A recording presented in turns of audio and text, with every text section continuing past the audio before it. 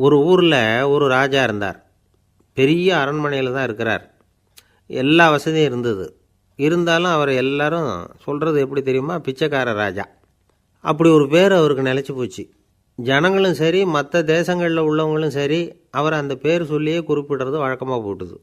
இது அவருக்கு ரொம்ப கவலையாக போச்சு. என்ன இது, நம்மளை தேடி வர்றவங்களுக்கெல்லாம் நாம் சோறு போடுறோம்.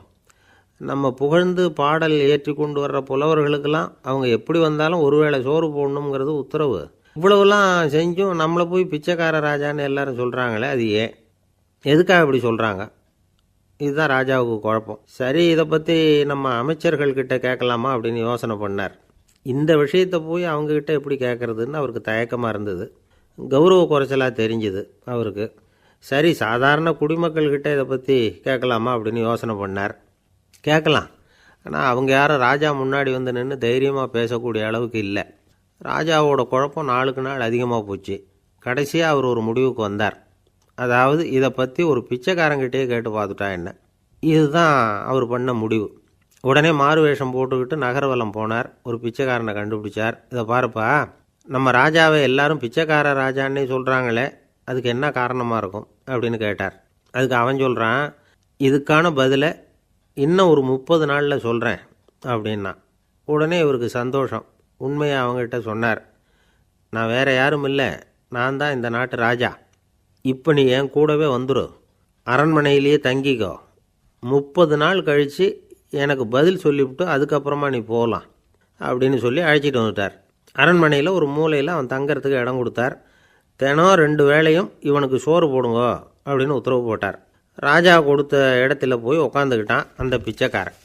தினமும் அந்த அரண்மனையில் நடக்கிறதையெல்லாம் கவனிச்சிக்கிட்டு வந்தான். வேளைக்கு சாப்பாடு வரும், சாப்பிட்டுக்கிட்டு இருக்கான். இப்படி 30 நாள் முடிஞ்சுது. ராஜா வந்தார். என்ன, என்னோட கேள்விக்கு பதில் என்னன்னு கண்டுபிடிச்சிட்டியான்னார். கண்டுபிடிச்சிட்டேன்னா. என்ன எல்லாரும் பிச்சைக்கார ராஜான்னு சொல்கிறாங்களே, அது நியாயமாக படுதா உனக்குன்னு கேட்டார். நியாயமாக தான் படுது, சந்தேகம் இல்லாமல் நீங்கள் பிச்சைக்கார ராஜா தான். என்ன தான் நீங்கள் வசதியோடவும் படைபலத்தோடவும் இருந்தால் கூட நீங்கள் எங்கள் வர்க்கத்தை சேர்ந்த ஆசாமி தான் அப்படின்னு அடித்து சொல்லிவிட்டான் அந்த ஆள்.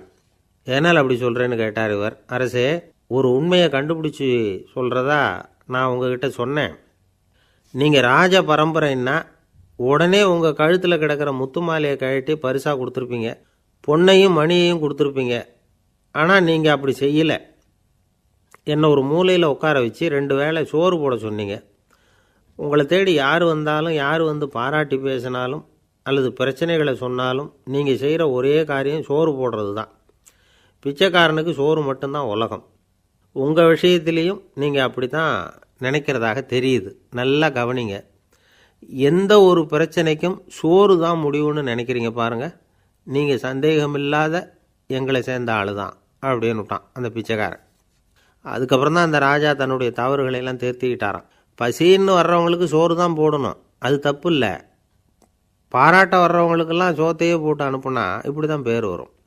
எனக்கு தெரிஞ்ச ஒருத்தர் தினமும் யாராவது ஒருத்தரை தன் வீட்டுக்கு அழைச்சிட்டு போவார், சாப்பாடு போட்டு அனுப்புவார்.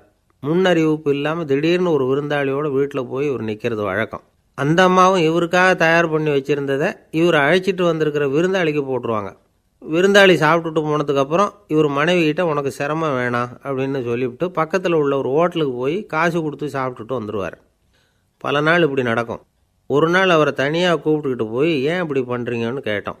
அதுக்கு அவர் சொல்கிறாரு, எங்கள் வீட்டு சாப்பாட்டிலேருந்து தப்பிக்கிறதுக்கு எனக்கு வேறு வழி எதுவும் தெரியல சார், அதனால தான் இப்படி பண்ணிகிட்ருக்கிறேன் அப்படின்னார் ரொம்ப பரிதாபமாக. எது ரொம்பவும் கஷ்டமான காரியம் அப்படின்னு கேட்டார் ஒருத்தர். ஒருத்தருக்கு ஒருத்தர் சண்டை போடாமல் இருக்கிறது தான் ரொம்ப கஷ்டமான காரியம் அப்படின்னு தோணுது. ஒரு நாட்டுக்கும் இன்னொரு நாட்டுக்கும் சண்டை, நாட்டுக்குள்ளேயே ஒரு குரூப்புக்கும் இன்னொரு குரூப்புக்கும் சண்டை. ஏன் சண்டை போட்டுக்கிறீங்கன்னு கேட்டு பாருங்கள். நாங்கள் சமாதானத்துக்காக தான் சண்டை போட்டுக்கிறோம் அப்படிம்பாங்க. வாழறதுக்காக பிறந்த மனுஷன் லட்சியத்துக்காக உயிரை விட தயார் அப்படின்னு சொல்லிகிட்டு இருப்பான். அப்படி உயிரை விடுறவங்கள நாமளும் பாராட்டுவோம். ஆனால் ஒன்றுமில்லாத விஷயங்களுக்கெல்லாம் சண்டை போடுறவங்களெல்லாம், அப்படிப்பட்டவங்களையும் சரி உயிரை விடுறவங்களையும் சரி என்னென்னு சொல்கிறது, யுத்தங்களாலேயும் சண்டைகளாலேயும் நாம் அடையிறது என்னங்கிறது ஒரு பக்கம் இருக்கட்டும், இழக்கிறது என்ன தெரியுமா? ஏராளமான உயிர்கள். ரத்தம் சிந்துறதுக்கு நான் தயார் அப்படின்னு மார்தட்டி சொல்லலாம். ஆனால் ரத்தம் சிந்தினா உயிர் காத்துக்கிட்டு இருக்க தயார் இல்லை. அதாவது உயிர் வந்து நமக்காக காத்துக்கிட்டு இருக்க தயார் இல்லை. இழக்கிற ரத்தத்தை ஈடுகட்டினா தான் உயிரை காப்பாற்ற முடியும். அதனால் இது சம்மந்தமாக ஆராய்ச்சி செய்கிற கட்டாயம் ஏற்பட்டு போச்சு. அதோட விளைவாக புதுசாக ஒன்றை கண்டுபிடிச்சிருக்கிறாங்க. அதுதான் செயற்கை இரத்த பொடி. இப்போ இந்த திடீர் சாம்பார் பொடி, திடீர் ரசப்பொடி, திடீர் காப்பி பொடி இப்படிலாம் சொல்கிறோம்ல, அது மாதிரி இது திடீர் இரத்த பொடி. இஸ்ரேல் வந்து ஒரு சின்ன நாடு, மக்கள் தொகை குறைச்சல், அதோட போர்கள் வேறு. அதனால் காயம்பட்டவங்களை காப்பாற்றியே தீர வேண்டிய கட்டாயம். காப்பாற்றணும்னா ரத்த இழப்பை தடுக்கணும். அப்படின்னா உடனடியாக புது ரத்தம் செலுத்தி ஆகணும். திடீர்னு ரத்தம் வேணும்னா எங்கே போகிறது? அதுவும் கிடைக்கிற ரத்தம் சேர்கிற குரூப்பாக இருக்கணும். ஒரு வேடிக்கை பார்த்தீங்களா, நான் வேறு குரூப்பு நீ வேறு குரூப்புன்னு இவன் சண்டை போடுறான். இதில் அடிபட்டவனுக்கு ரத்தம் கொடுக்க போனால் அதுலேயும் அது வேறு வேறு குரூப்பாக இருக்குது. அது ரத்தமும் வேறு வேறு குரூப்புன்னு சொல்லிகிட்டு இருக்குது. எந்த குரூப்பு ரத்தம் வேணும்? அது உடனடியாக கிடைக்கலன்னா என்ன பண்ணுறது? இப்படிப்பட்ட கஷ்டம்லாம் நமக்கு வந்துடுது. இதுக்காக தான் விஞ்ஞானிகள் இந்த ரத்த பொடியை கண்டுபிடிச்சிருக்கிறாங்க. அதாவது ஒரு ஆள் அடிபட்டு போட்டான்னு வச்சுங்களேன், அவனுக்கு ரத்தம் கிடைக்கல. உடனே என்ன பண்ணலாம்? இந்த சுத்தப்படுத்தப்பட்ட தண்ணீரை கொஞ்சம் எடுத்துக்க வேண்டியது, அதில் இந்த ரத்த பொடியை கரைக்க வேண்டியது. இப்போ இந்த செயற்கை ரத்தம் வந்து தயாராகிட்டுது. இதை அந்த ஆள் உடம்புல ஏற்றி விட்ற வேண்டியது.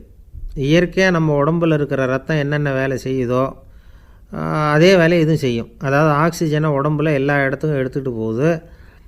அந்த வேலையை இந்த செயற்கை ரத்தமும் செஞ்சுருது. ஆனால் ஒரு விஷயம், இந்த செயற்கை ரத்தம் ஒரு அவசரத்துக்கு தான் உபயோகப்படுத்தலாம், ஒரு முதல் உதவி மாதிரி.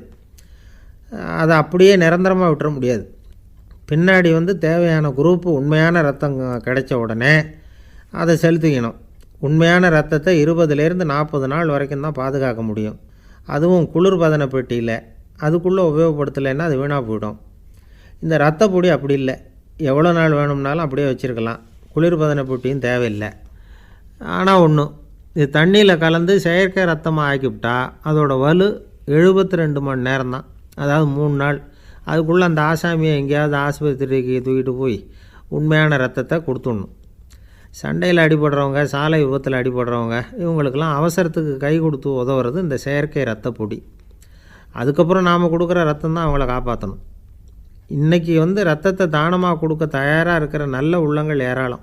எவ்வளவு ஆக்சிடெண்ட்டு, ஆப்ரேஷன், இதில் சம்மந்தப்பட்டவங்களை வந்து காப்பாற்றுறது நாம் தானமாக கொடுக்குற ரத்தம் தானே. ஒரு ஆக்சிடெண்ட்டு, ஒரு ஸ்கூட்டர் ஒரு ஆள் மேலே மோதி விட்டுது, பார்த்து வரக்கூடாதா அப்படின்னா அந்த ஆள், நீ தான் பார்த்து நடக்கணும், ஏன்னா 20 வருஷமாக நான் அந்த ஸ்கூட்டரை ஓட்டிகிட்டு இருக்கிறேன் அப்படின்னு நானா இவன். இதுக்கு அவன் சொன்னானா, நீ தான் பார்த்து ஓட்டணும், ஏன்னா 40 வருஷமாக நான் இப்படி நடந்துக்கிட்டு இருக்கிறேன் அப்படின்னு நானா. ஒரு பெரிய பியானோ கலைஞர் வியன்னாவில் இருந்தார். ரொம்ப புகழ்பெற்ற இசை கலைஞர் அவர்.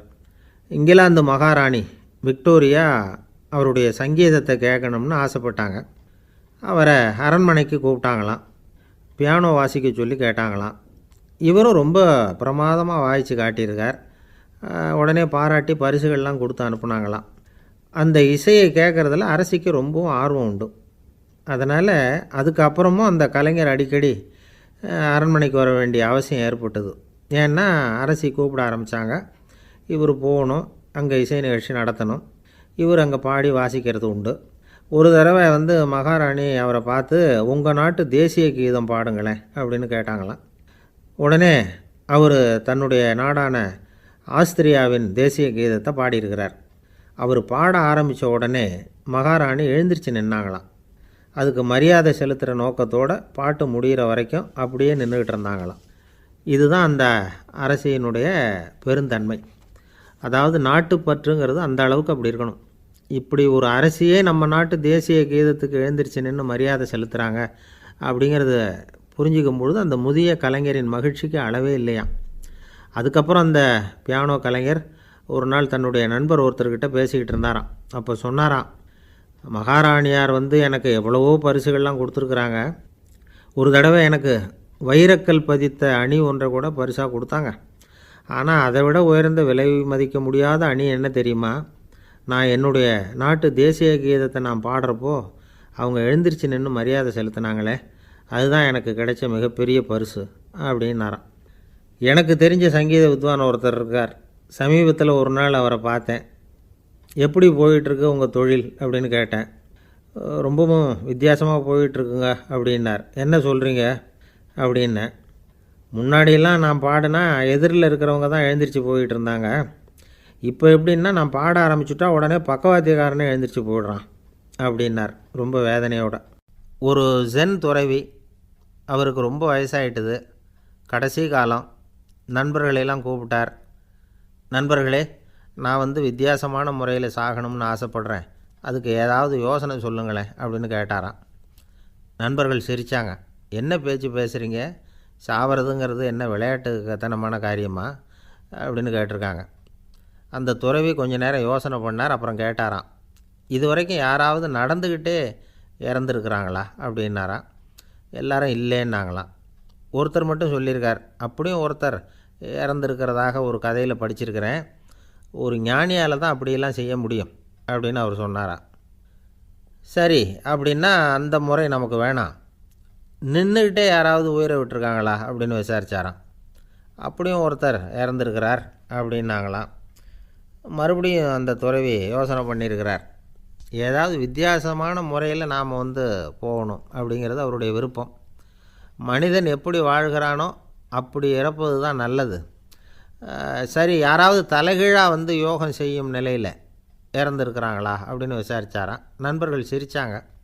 தலைகீழாக நின்னபடி இறந்ததாக நாங்கள் கேள்விப்பட்டதே இல்லை, அது முடியாத காரியம் அப்படின்ட்டுருக்காங்க. இப்போ அந்த துறவிக்கு திடீர்னு உற்சாகம் வந்துட்டுது. உடனே எழுந்திரிச்சார், தலைகீழாக நின்னார், அப்படியே உயிரை விட்டுட்டார். அவ்வளோதான். அந்த மடாலயத்தில் ஒரே குழப்பம், எப்படி அவரை கீழே இறக்கி படுக்க வைக்கிறது அப்படின்னு புரியல. இப்படி உயிர் விடுறதை பற்றி அவங்க இது வரைக்கும் கேள்விப்பட்டதும் இல்லை. உண்மையிலேயே இவர் இறந்து தான் போனாராங்கிறதும் தெரியல. சோதித்து பார்த்தாங்க. இதய துடிப்பு, நாடி துடிப்பு எல்லாம் நின்று போயிருந்தது. இவர் எப்பவும் இப்படி தான், என்ன பண்ணுறது இப்போது அப்படின்னு சொல்லி எல்லோரும் குழம்பிக்கிட்டு இருக்கிற சமயத்தில் ஒரு பெரிய ஒரு யோசனை சொன்னார்.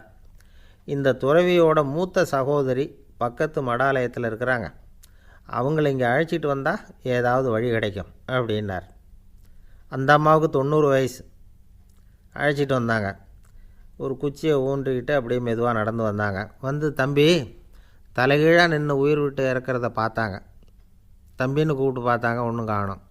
உடனே என்ன பண்ணாங்க, தன்னுடைய கைத்தடியால் தம்பியோட உடலை ஒரு தட்டு தட்டினாங்க. ஏப்பா, சாகிறப்பவும் உன்னுடைய குறும்புத்தனத்தை விடலையா, இப்படியாடா சாகிறது, ஒழுங்காக செத்து தொலை அப்படின்னாங்களாம். அவ்வளவுதான். உடனே அந்த துறவி திரும்பி நேராக நின்னார். அக்கா, கோவப்படாத, நான் ஒழுங்காக சாகிறேன், எப்படி செத்தா என்ன, எல்லாம் எனக்கு ஒன்று தான் அப்படின்னு சொல்லிவிட்டு அப்படியே தரையில் படுத்து உயிரை விட்டாராம். அதுக்கப்புறம் அந்த அம்மா கோலை கையில் எடுத்துக்கிட்டு அப்படியே திரும்பி கூட பார்க்காம அவங்க பாட்டுக்கு போயிட்டாங்களாம். மரணத்தை ஒரு விளையாட்டாக ஆக்கிய அந்த துறவிக்கு வாழ்க்கையே ஒரு விளையாட்டாக தான் இருந்திருக்குது. எந்த நோக்கமும் இல்லாமல் செயல்படுறதுன்னா என்னங்கிறதும் அவருக்கு தெரிஞ்சிருக்குது. பயனை எதிர்பார்க்காமல் பணி செய்து வாழ்ந்து மறைந்த மகான் அவர். தம்முடைய தொழிலை விளையாட்டு போல் செய்ய தெரிஞ்சவருக்கு வாழ்க்கையே ஒரு விளையாட்டாக மாறிடும். எல்லாமே விளையாட்டாகி விடுகிற போது மரணமும் விளையாட்டாகிவிடும் அப்படிங்கிறது தான் அந்த தத்துவம். ஆனால் அதுக்கு முன்னாடி உங்களுக்குள்ளே இருக்கிற உண்மையான நடிகனை நீங்கள் அடையாளம் கண்டுபிடிக்கணும். நீங்கள் நடிக்க வேண்டியதே இல்லை, நீங்கள் ஏற்கனவே நடிச்சுக்கிட்டு தான் இருக்கிறீங்க. நீங்கள் இந்த உண்மையை தெரிஞ்சுக்கணும், அவ்வளவுதான். இதுதான் ஞானிகளுடைய கருத்து. நீங்கள் தெருவில் நடந்து போயிட்டுருக்கிறீங்க, எதிரில் வர்றவர் உங்களை பார்த்து எப்படி இருக்கிறீங்கன்னு கேட்குறார். நல்லா இருக்கிறேங்கிறீங்க. உண்மையிலேயே நாம் நல்லா இருக்க மாட்டோம், ஏதாவது உடம்புல கோளாறு இருக்கும். ஆனால் அப்படி சொல்லுவோம், நல்லா இருக்கிறேன் அப்படின்னு. அது நடிப்பு தானே. உங்களை சந்தித்ததில் ரொம்ப மகிழ்ச்சி அப்படின்னு சொல்கிறோம். உடனே கொஞ்சம் நிதானமாக யோசித்து பாருங்கள், உண்மையிலேயே உங்கள் மனசு மகிழ்ச்சி அடைஞ்சுட்டுதா? அது நடிப்பு தானே. வாழ்க்கையை சரியாக புரிஞ்சுக்கிட்டால் எல்லாமே நடிப்புங்கிறது புரியும். கல்யாண பத்திரிக்கை அனுப்பியிருந்தேனே, ஏன்டா வரலன்னு கேட்டான் ஒருத்தன். வந்திருந்தேனே அப்படின்னானா இவன். டேய், ஏன்டா போய் சொல்கிற, நான் பத்திரிக்கையே உனக்கு அனுப்பலையே அப்படின்ட்டுருக்கான் அவன். அதுக்கு இவன் சொன்னானா, பத்திரிக்கை அனுப்புனேன்னு நீ போய் சொல்கிறப்போ கல்யாணத்துக்கு வந்தேன்னு நான் போய் சொல்லக்கூடாதா அப்படின்னானா. அளவுக்கு மிஞ்சினால் அமிர்தமும் நஞ்சு அப்படின்னு சொல்லுவாங்க. அது உண்மைதான். ஒருத்தருக்கு அளவுக்கு மீறிய புகழ் வந்துட்டுதுன்னு வச்சுங்க, அது கூட ஆபத்தாக போயிடுறது உண்டு. பழங்காலத்துல எல்லாம் கிரேக்க தேசத்தில் ஒரு பழக்கம் உண்டாம். அதாவது யாராவது ஒருத்தரை நாடு கடத்தணும்னா அதுக்கு ஒரு வழி உண்டு. அதாவது ஒருத்தரை நாடு கடத்தணும்னு மக்கள் விரும்புகிறாங்கன்னு வச்சுங்களேன், அவர் பேரை ஒரு மண்பாண்ட ஓட்டுச்சில்லில் எழுதி அதை வந்து ஒரு குறிப்பிட்ட பொது இடத்துல போட்டுற வேண்டியது, அவ்வளவுதான். இது மாதிரி பல பேர் போட்டுக்கிட்டே இருப்பாங்க, எல்லாம் அப்படியே குவிஞ்சு போயிடும். அந்த ஓட்டாஞ்சில்லு குவியலில் யாருடைய பேர் அதிகமாக இருக்குதோ அந்த நபரை ஒரு 10 ஆண்டுகள் நாடு கடத்தி விடுவாங்க. இது அந்த ஊர் வழக்கமாக. ஒரு நாள் அந்த குவியலுக்கு பக்கத்தில் ஒரு ஆள் நின்றுக்கிட்டு இருக்கிறான். அவன் கையில் ஒரு ஓட்டாஞ்சில்லு வச்சுருக்கிறான். அதில் யாரோட பேரையோ எழுதணும், எழுதி அந்த இடத்துல போடணுங்கிறது அவன் ஆசை. ஆனால் அவன் படிக்காதவன், அதனால் எழுத தெரியல. யாராவது அந்த வழியாக வர்றாங்களான்னு பார்த்துக்கிட்டே நின்றுக்கிட்டு இருந்தான். ஒரு பெரியவர் வந்துக்கிட்டு இருந்தார். அவர்கிட்ட ஓடினான். கையில் இருந்த மண்பாண்ட சில்லை கொடுத்தான். ஐயா, இதில் ஒரு பேர் எழுதி கொடுங்களேன்னா. அந்த பெரியவர் அதை வாங்கி கையில் வச்சுக்கிட்டு, என்ன பேர் எழுதணும் சொல்லு அப்படின்னா. இவன் சொன்னான், அரிஸ்டைடிஸ் அப்படின்னு எழுதுங்க அப்படின்னா. இதை கேட்டதும் அந்த பெரியவருக்கு அதிர்ச்சி. ஏன்னா அவர் தான் அரிஸ்டைடிஸ், தத்துவ மேதை அரிஸ்டைடிஸ் அவர். இருந்தாலும் நான் தான் அதுங்கிறத காட்டிக்காமல் அந்த ஆளுக்கிட்ட கேட்டார். அது சரிப்பா, அரிஸ்டைடிஸுங்கிற பேரை எழுத சொல்கிற, அவர் உனக்கு என்ன கெடுதல் பண்ணார்? அவர் பேரை இதில் எழுத சொல்கிறியே அப்படின்னு கேட்டிருக்கார். அதுக்கு இவன் சொன்னானா, அவர் எனக்கு எந்த கெடுதலும் பண்ணலை, அவரை நான் பார்த்தது கூட இல்லை அப்படின்ட்டுருக்கான். அப்புறம் எதுக்காக அவரை வந்து நாடு கடத்தணும்னு நீ ஆசைப்படுற அப்படின்னு கேட்டிருக்கார். இப்போ அந்த ஆள் சொல்கிறான், அரிஸ்டைடஸை பற்றி எல்லாரும் பேசுகிறாங்க, அவர் ரொம்ப நல்லவர், அவர் ஒரு பெரிய அறிவாளிங்கிறாங்க, அவர் ஒரு பெரிய வள்ளல், பேரறிஞர், இப்படி எல்லாரும் சொல்கிறத கேட்டு கேட்டு எனக்கு ரொம்ப அலுத்து போயிட்டுது, அதனால தான் வெறுப்பாயிட்டேன் அப்படின்னு நானும். இதிலேருந்து என்ன தெரியுது? நாம் நல்லவனாக இருக்கிறதுல ஒன்றும் இடைஞ்சல் இல்லை. ஆனால் நம்மளை நல்லவன் நல்லவன் எல்லாரும் சொல்ல ஆரம்பிச்சிட்டாங்கன்னு வச்சுக்கோங்க, அப்போ இடைஞ்சல் ஆரம்பம்னு அர்த்தம். எதுவுமே அளவுக்கு மிஞ்சி போகாமல் பார்த்துக்க வேண்டியது ரொம்ப அவசியம். அளவுக்கு அதிகமாக ஆசைப்படாதவங்களில் ஆப்ரஹாம் லிங்கனும் ஒருத்தரான். அவர் ஒரு தடவை தன்னுடைய நண்பர்கள்கிட்ட பேசிக்கிட்டு இருந்தாராம். ஒருத்தர் கேட்டிருக்கார், ஒரு மனுஷனுக்கு கால்கள் வந்து எவ்வளோ உயரம் இருக்கணும் அப்படின்னு கேட்டாராம். இதுக்கு ஆப்ரஹாம் லிங்கன் சொன்னாராம், அது என்ன, இடுப்புலேருந்து தரையை தொடுற அளவுக்கு உயரம் இருந்தால் போதும் அப்படின்னாராம். ஒரே ஒரு ஊரில் ஒரு ராஜா இருந்தார். அவர் பேரில் மக்களுக்கு ரொம்ப மரியாதை. அவ்வளவு நல்லா ஆட்சி புரிஞ்சிக்கிட்டு வந்தார். அவருக்கு வயசாகிட்டுது. அதனால் ஒரு நாள் அமைச்சரை கூப்பிட்டார். இதை பாருங்கள், எனக்கு வயசாகிட்டுது, அதனால் இந்த அரச பொறுப்பையெல்லாம் நீங்கள் ஏற்றுக்குங்க அப்படின்னார். அதுக்கப்புறம் ராணியை கூப்பிட்டார். வா, நாம் இனிமேல் இங்கே இருக்க வேணாம், காட்டுக்கு போய் தவம் பண்ணலாம் அப்படின்னு கூப்பிட்டார். இந்த செய்தி மக்களுக்கு அறிவிக்கப்பட்டது. மக்கள் உடனே கூட்டம் கூட்டமாக அரண்மனைக்கு வர ஆரம்பிச்சிட்டாங்க. மன்னரை போய் பார்க்குறாங்க. அரசே, தாங்கள் வந்து எங்களுக்கு தந்தை மாதிரி, நீங்கள் காட்டுக்கு போயிட்டால் நாங்கள்லாம் இங்கே எப்படி இருக்க முடியும்? எங்களுக்கெல்லாம் எந்த துன்பமும் இல்லாமல் பார்த்துக்கிட்டு வர்றீங்க. இது மாதிரியான ஒரு அரசாட்சி இல்லைன்னா மக்கள் வந்து வாழ்ந்து என்ன பயன் அப்படின்னாங்க. இருந்தாலும் என்ன பண்ணுறது, வயசாயிட்ட காரணத்தினால இந்த முடிவுக்கு வர வேண்டியிருக்குது அப்படின்னாராம் ராஜா. அப்படின்னா நீங்கள் காட்டுக்கு போக வேணாம், நாங்கள் போகிறோம், நாங்கள் அங்கே போய் தவம் பண்ணுறோம், வழிபாடு பண்ணுறோம், கடவுள் வருவார், அவர்கிட்ட வரம் வாங்கிட்டு வந்துடுறோம் அப்படின்னாங்களாம். அப்படி சொல்லிவிட்டு உடனே எல்லோரும் காட்டுக்கு போனாங்க. நாட்டு மக்கள் எல்லாரும் ஒட்டு மொத்தமாக வந்து காட்டில் உட்காந்துக்கிட்டு தவம் பண்ணுறதை பார்த்தார் கடவுள். உடனே புறப்பட்டு வந்தார். எல்லோரும் இப்படி வந்து உட்காந்துருக்குறீங்களே, என்ன வேணும் உங்களுக்கு அப்படின்னு கேட்டார்.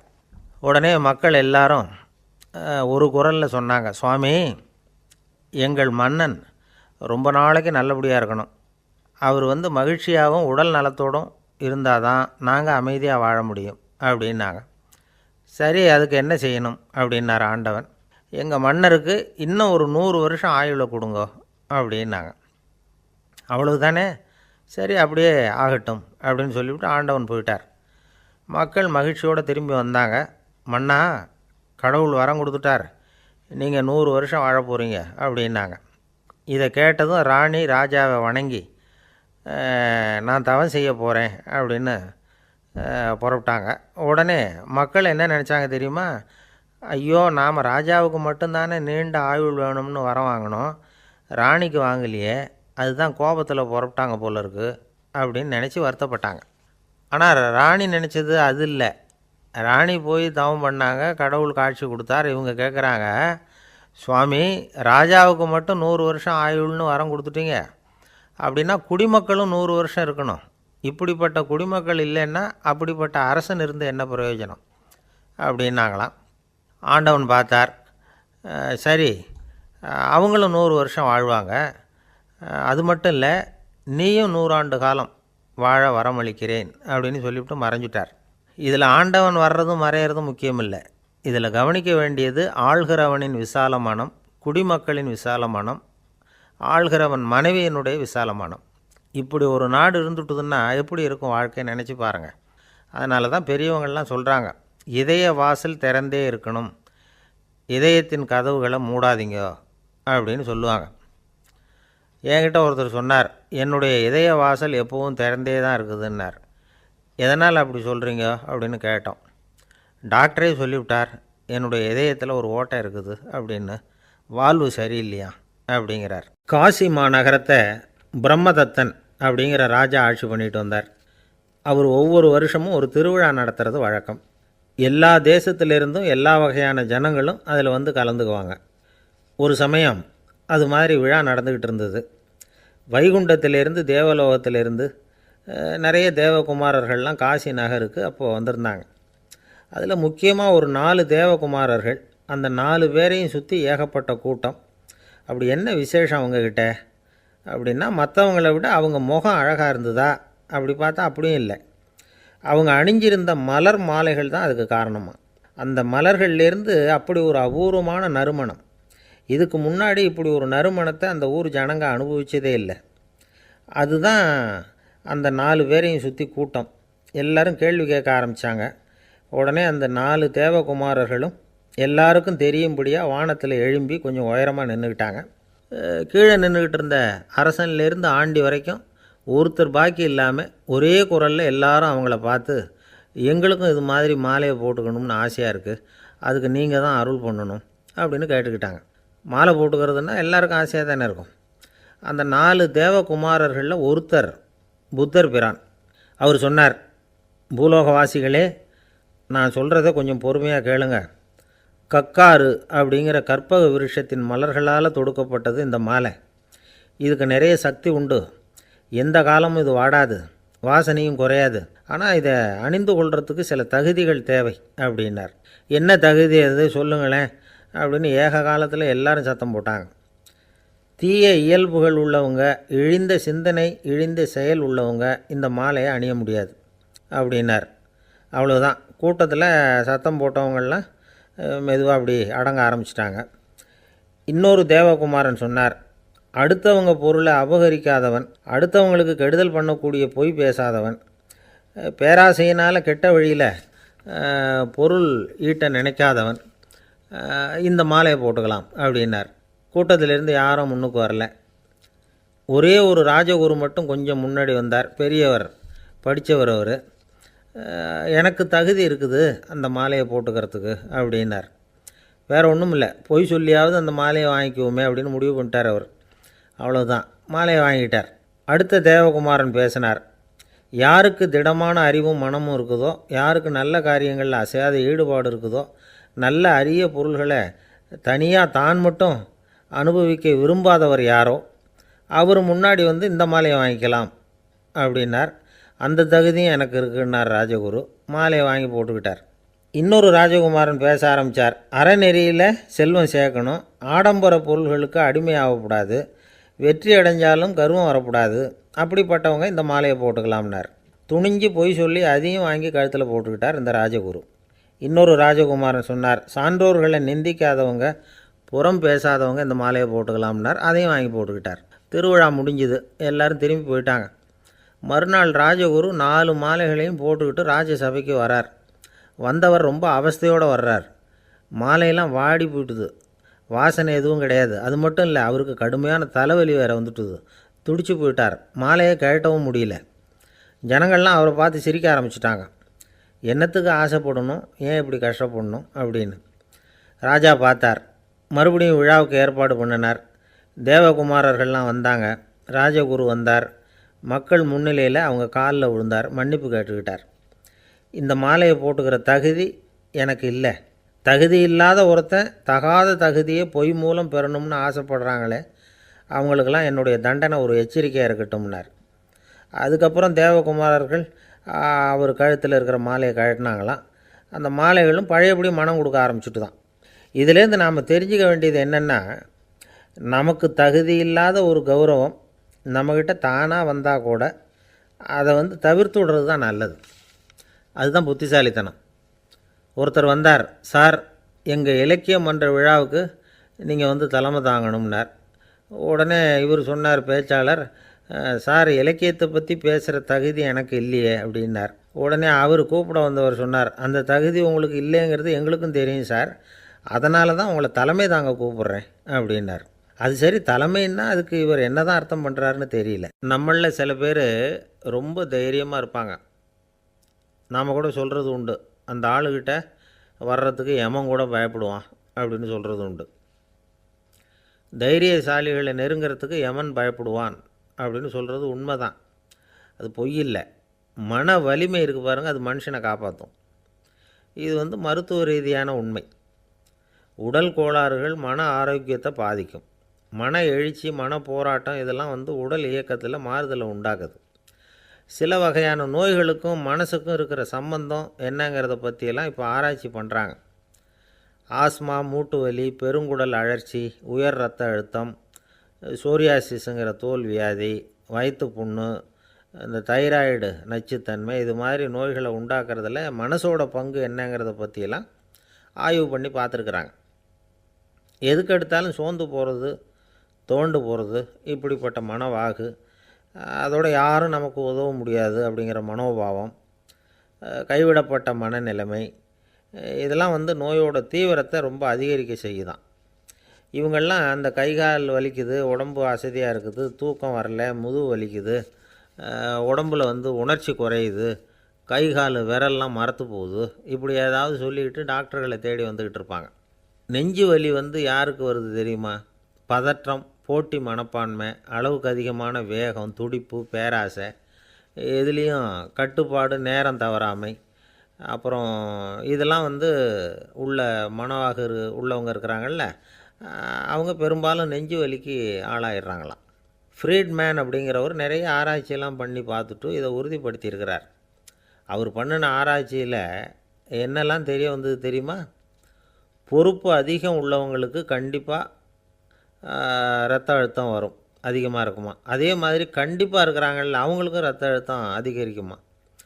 ரத்த அழுத்தம் தனக்கு அதிகமாக இருக்குங்கிறத தெரிஞ்சுக்கிட்டவங்க தலைவலி, மயக்கம், இந்த தலை சுத்தல், அசதி, இது மாதிரியான உணர்வுகளை அவங்களுக்கு வந்துடும், அது மாதிரி உணர்வு. ஆனால் உண்மை என்ன தெரியுமா? இதெல்லாம் ரத்த அழுத்தத்தினால இல்லை, ரத்த அழுத்தம் கட்டுப்பாட்டுக்குள்ளே இருந்தால் கூட இவங்க இப்படி நினைக்கிறாங்களாம்.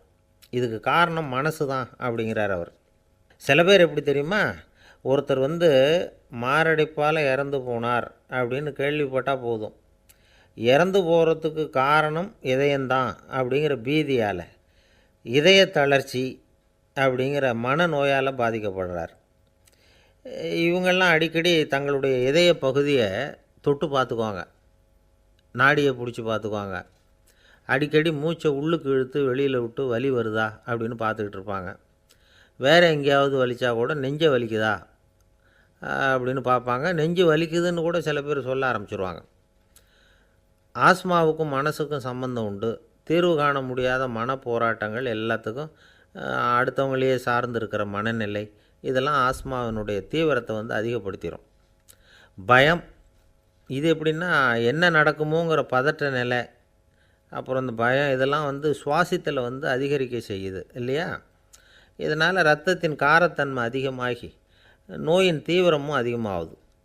மன போராட்டம், மனக்கவலை, மன இறுக்கம், இதெல்லாம் தோல் வியாதியை தூண்டி விடுதான். இது மாதிரி இன்னும் எவ்வளவோ இருக்குது. அதனால் இன்றைக்கி நமக்கு தேவை என்னென்னா மன வலிமை, மலர்ந்த முகம், இது ரெண்டும் இருந்துட்டுதுன்னா பலவிதமான நோய்கள் நம்மக்கிட்ட நெருங்கி வராது. டாக்டர் என்ன நெருங்காமல் இருக்கிறதுக்கு நான் ஒரு காரியம் பண்ணுறேன் அப்படின்னார் ஒருத்தர். அவர் என்ன அர்த்தத்தில் சொன்னார்னா, டாக்டர் அவரை நெருங்காமல் இருக்கிறதுக்கு அவர் ஒரு காரியம் பண்ணுறாராம். நண்பர்கிட்ட சொன்னார். நண்பர் கேட்டார், அது என்ன காரியம் பண்ணுற அப்படின்னு கேட்டார். தினம் ஒரு ஆப்பிள் பழம் சாப்பிட்றேன்னார் அவர். ஏன்னா ஆங்கிலத்தில் ஒரு பழமொழி சொல்லுவாங்கள்ல, an apple a day keeps doctor away அப்படிம்பாங்க. ஒரு ஆப்பிள் பழம் சாப்பிட்டா டாக்டர் விலகியே இருப்பார், டாக்டர்கிட்ட போக வேண்டிய அவசியம் இருக்காது அப்படிங்கிறதுக்காக அந்த பழமொழி சொல்கிறது. என்ன, நான் யாருமே நெருங்காமல் இருக்கிறதுக்கு நான் ஒரு காரியம் பண்ணுறேன்னார் இன்னொருத்தர். டாக்டர் நெருங்காமல் இருக்கிறதுக்கு ஆப்பிள் பழம் சாப்பிட்றேன்னார் அவர். என்னை யாருமே நெருங்காமல் இருக்கிறதுக்கு நான் ஒரு காரியம் பண்ணுறேன்னார் இன்னொருத்தர். அது என்னன்னு கேட்டோம். தினம் ஒரு பூண்டு சாப்பிட்றேன்னார். ஏ கார்லிக் எ டே கீப்ஸ் எவ்ரிபடி அவே அப்படின்னு அதுக்கு ஒரு புது விளக்கமும் கொடுத்தார். என்னை விட யோக்கியம் இந்த உலகத்தில் வேறு யாரும் இல்லை சார் அப்படின்னார் ஒருத்தர். அவரை விட அயோக்கியன் வேறு யாரும் இருக்க முடியாதுங்கிற முடிவுக்கு கேட்டவங்க வந்துட்டாங்களாம். மனுஷனுக்கு இருக்கிற ஒரு மிகப்பெரிய குறையே தன்கிட்ட இருக்கிற குறை அவனுக்கு தெரியாமல் போகிறது தான். ஆனால் அடுத்தவங்ககிட்ட இருக்கிற குறை இவனுக்கு தெளிவாக தெரிஞ்சிடும்.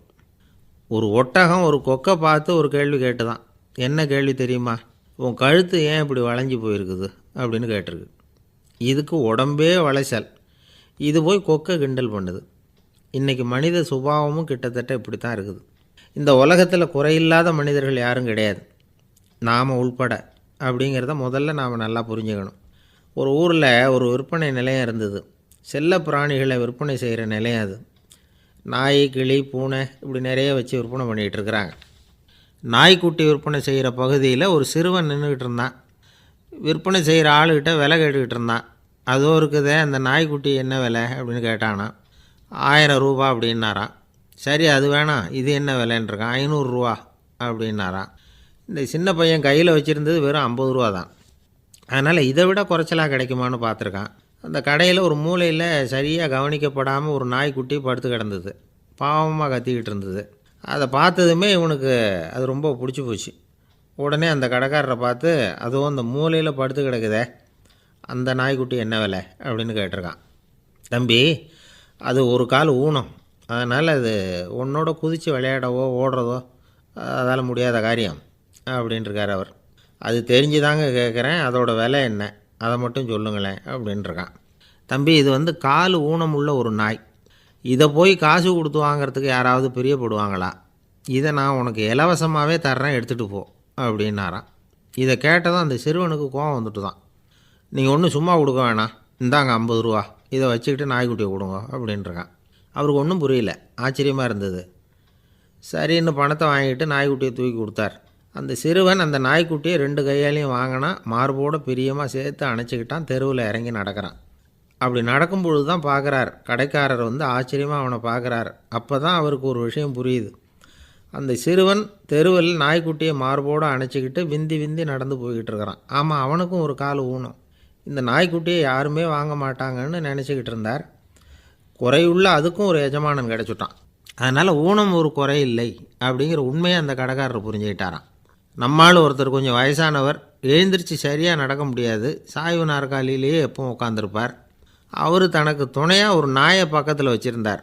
அதுவும் ரொம்ப வயசான ஒரு நாய், எழுந்திரிக்கவே சிரமப்படும், நடக்கவும் முடியாது.